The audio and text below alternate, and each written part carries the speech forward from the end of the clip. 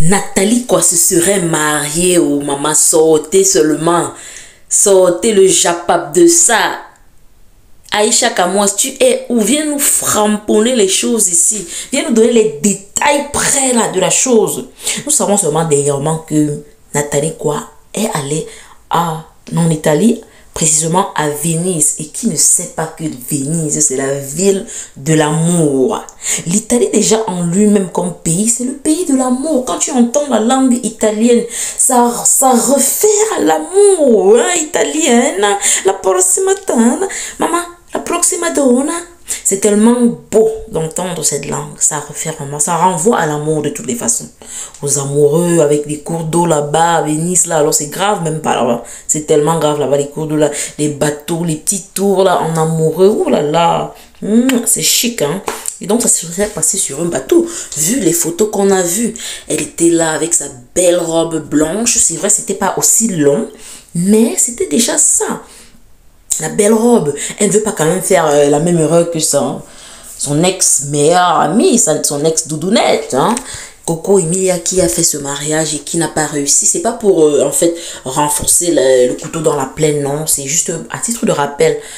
Dire que bon, les gens apprennent en fait des leçons. On ne veut pas publier son mariage et puis après peut-être ça ne marche pas. On ne sait jamais de quoi il fait demain.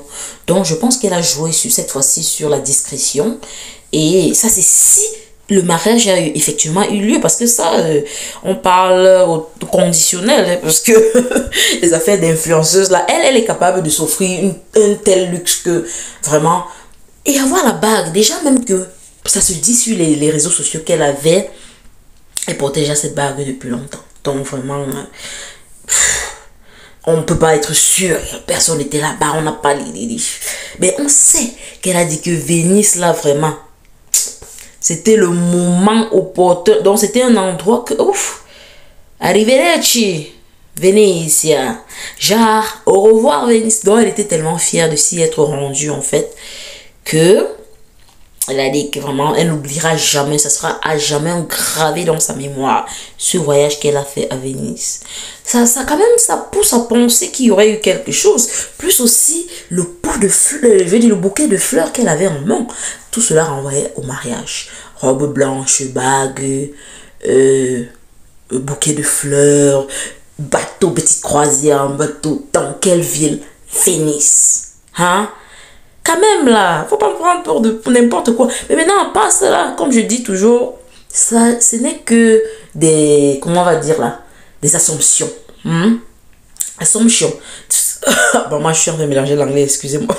Des suppositions, voilà. Désolé. Désolé, c'est des suppositions en fait. Donc, l'heureux élu apparemment serait un Congolais. Une fois de plus, elles ont...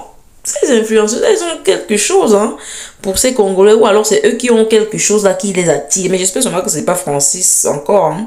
Francis Dembao, Maman FM. Maman FM Radio.